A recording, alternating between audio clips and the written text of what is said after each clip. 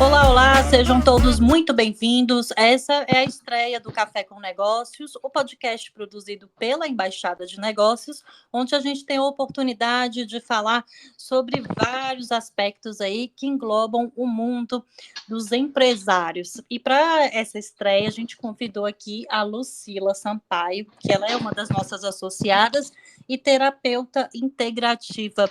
Lucila, seja muito bem-vinda a essa estreia do Café com Negócios. Muita gratidão, agradeço pelo convite, é uma honra estar aqui nessa estreia e estou muito feliz por fazer parte de tudo isso. Que bom. Lucila, para a gente poder começar aqui esse nosso bate-papo, entrando já no nosso tema de hoje, a gente sabe que tem muito empresário que acaba se deixando de lado, deixando de ter esse autocuidado, e isso reflete na saúde. Então, dentro desse seu trabalho como terapeuta, qual é a realidade que você tem visto por aí dos empresários nesse sentido de sempre deixar de lado aquele momento de descanso, aquele momento do autocuidado para estar resolvendo o problema empresarial? Sim, eu vejo assim que tudo começou através de mim mesma, porque eu também trabalhava numa rotina louca como enfermeira e administradora hospitalar e comecei a adoecer porque eu não me dava esse tempo, então era casa, trabalho, tudo acumulado e cada vez mais workaholic e o mundo corporativo muitas vezes não te permite, né, que você perceba e escute o que o seu corpo está dizendo. E Uhum. acabei adoecendo e foi aí que eu comecei a conhecer as práticas integrativas de terapia e utilizando em mim e fui estudar e me tornei essa terapeuta. Hoje, a minha realidade dos clientes que chegam até mim, quero agendar um horário para fazer, porque hoje eu trabalho muito com a terapia ayurvédica, que é uma terapia indiana, Uhum. que foca bastante na desintoxicação de articulações, muscular. Ela foca bastante na parte de melhorar a circulação, tensões, ansiedade, depressão. Trabalho toda a parte física e emocional. E aí os clientes chegam para mim com essa necessidade e falam assim, gostaria de agendar. E eu falo assim, eu tenho horário para amanhã, por exemplo, 8 horas da manhã. Aí eles falam, 8 horas da manhã eu não posso. Aí eu falo, então eu tenho para as 15. Às 15 eu também não posso. Aí eu vou falando, assim, às vezes a agenda que eu tenho ainda livre e acaba assim, que eles não conseguem decidir o horário na hora. Eles falam assim, eu vou verificar amanhã, porque eu tenho até pacientes que falam assim, olha, Lucila, eu não consigo pré-agendar, porque eu tenho que ver como vai ser o meu dia. Dependendo de como for o meu dia, aí eu agendo. Então, sempre coloca em segundo plano, em vez de se colocar em primeiro. Claro que, Uhum. assim, esse casamento da minha agenda com a agenda deles, dá para perceber que ninguém se coloca em primeiro plano, sempre é em segundo. E se der, não é nunca assim, vou ver minha agenda, mas eu vou agendar com certeza. Não, é assim, amanhã não dá, depois de amanhã também não dá, e vai deixando. Tanto que hoje aconteceu justamente isso. Tem um paciente que ele viu a agenda dele, ele já agendou para 11 de maio. E ele precisava muito gente do atendimento, mas ele falou: minha agenda está muito turbulenta, eu não consigo antes dessa data. E Então, como é que você faz, Lucila, para tentar explicar para a pessoa dessa necessidade que ela tem, para ela não se deixar para segundo plano, ou terceiro, quarto, quinto plano, porque essa pessoa, quando ela te procura também, acredito que ela já esteja ali num estado que ela precisa de ajuda. Ou estou errada? sim, não, tá certíssima. A nossa cultura, ela não é nada preventiva, ela é muito curativa. É muito diferente dos cuidados da região oriental do mundo. A parte ocidental, ela é muito mais voltada para essa parte curativa. Então, quando o paciente chega para mim, ele já chega assim num estado ou agudo ou crônico, mas já chega com uma sinalização de algum problema. Como eu faço para mostrar, para demonstrar ao paciente a necessidade desse autocuidado. Quando ele chega para mim já com esse problema, eu mostro para ele que foi resolvido, porém, não é só com aquela sessão que vai resolver para sempre, porque também tem aquele negócio, né? É igual remédio, o povo tá com dor, toma remédio, melhorou, não toma mais. Uhum. A terapia, a massoterapia também, ela envolve isso. Não adianta ir numa sessão melhorar a dor nas costas, ou dormir melhor, ou melhorar o processo de ansiedade naquele dia, que você vai ter aquilo para sempre. É um processo, porque seu organismo ele já está adaptado a sentir os sintomas, porque quando chega no físico, é porque dentro já está gritando. Hum. Então, eu explico justamente isso para os pacientes. A questão do investimento em si próprio, que o custo-benefício é muito melhor. Porque a terapia holística é justamente isso, ver o ser humano como um todo. Você trabalhando toda essa parte do ser humano em si, vai evitar possíveis patologias. O custo-benefício, ele é muito melhor do que você ter uma doença e ficar investindo nessa doença mensalmente numa farmácia. Então, eu consigo mostrar para o paciente esse investimento do tempo para ele que ele vai conseguir relaxar, que ele vai fazer exercício de respiração, que ele vai se autoconhecer, porque tem muita gente que chega para mim com dores nas costas, a gente começa a sessão, eu aperto pontos na pessoa que a pessoa nem sabia mais que existia aquele ponto no corpo. Sabe quando você se torna um robô que você nem se percebe mais? Entendi. Eu acho que todo mundo já passou por isso em algum momento. Sim, e a massoterapia ela veio justamente para isso. A técnica que eu uso, ela é muito voltada para o autoconhecimento, aonde eu vou trabalhar pontos que eu vou mostrar para aquele paciente que ele tem um pé, que ele tem um dedo, que ele tem uma canela, que ele tem uma batata da perna, falando assim, de maneira não técnica, né? Mas assim, mostrar para aquele ser humano que ele é feito por partes e que dão um todo, que a gente acorda e nem percebe que está respirando, nem percebe que a gente caminha, que a gente usa as mãos, que tem olfato, paladar, visão, audição. E a massoterapia traz muito isso para o autoconhecimento e essa importância dele ter esse tempo para ele se conhecer e para ele também se cuidar, prevenindo possíveis patologias. Sim. Então, E, esse retorno eu tenho tido, sim, das pessoas, mas é muito, muito, um desafio muito grande você trabalhar com cultura, mudar culturalmente uma sociedade não é tão simples assim. É um trabalho de formiguinha mesmo. E Lucila, conta pra gente aqui quais são as maiores queixas que os seus pacientes chegam. É dor nas costas, nos ombros, má postura? O que que tem de clássico nisso aí no seu atendimento quando você recebe? A maioria é dor nas costas, a maioria chega com dor na lombar, ou na cervical, aqui no pescoço, ou com dor de cabeça, a maioria. A maioria. A maioria. Entendi. Lucila, e você está atendendo aonde? Eu acho que eu já vi você atendendo na praia, mas você está em consultório, como é que você está? Sim, eu faço atendimentos num local chamado Terra Shakti, que é um local de terapias integrativas e yoga que tem em Manaíra. A gente tem uma sala para terapia completa Ayurveda, que engloba escaldapés, Konindu, a massagem ayurvédica, a Abhyanga e a sauna indiana. Fica ali bem perto da praia, bem pertinho. E eu também atendo, faço atendimentos na praia ou muitas vezes um paciente mais idoso ou com alguma deficiência, eu consigo verificar a possibilidade de atender em domicílio. Ah, certo. Lucila, para a gente poder já encaminhar aqui para o finalzinho da nossa entrevista, para esse nosso primeiro encontro, porque você vai voltar outras vezes, com certeza, Ah, que lindo. me diga que todo esse trabalho que você realiza para essa melhora na saúde do empresário também reflete nos negócios.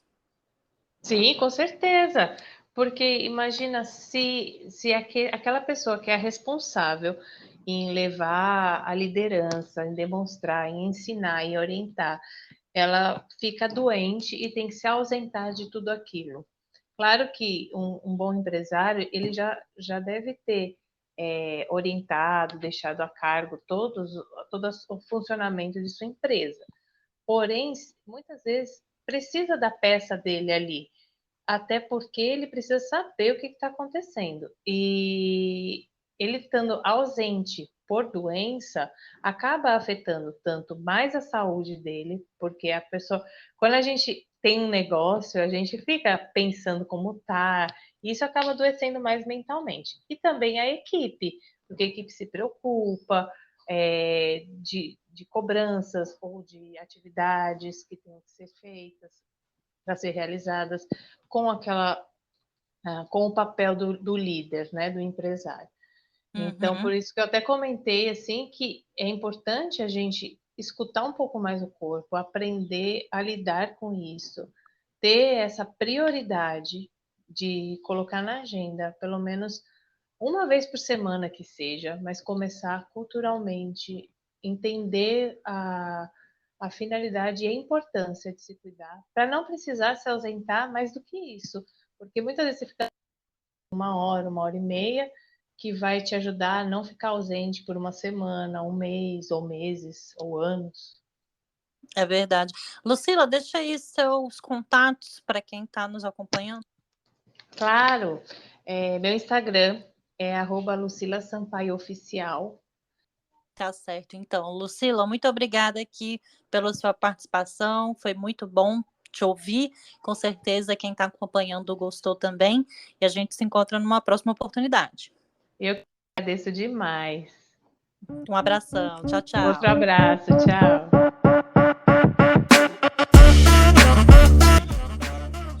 Chegou a hora do nosso boletim econômico com o Ayrton Oliveira. O Ayrton, bem-vindo. Inclusive, a gente está aqui em dia de estreia do Café com Negócios. É muito feliz hoje em participar da estreia, né? E principalmente para a gente falar de um tema que é tão relevante para todos os negócios, que é a economia, né? Verdade. Wellington, entrando aqui no nosso bate-papo para a gente falar aqui sobre economia, destrinchar esses temas aí, esse tema da inflação para o nosso associado, a gente muito tem escutado, né? Tem o aumento de preços, aumento da energia, aumento do preço de combustível, aumento no preço dos alimentos. Mas qual é que está o real atual momento da inflação no país? De fato, o tema inflação tem sido o destaque nos últimos anos no noticiário econômico, né?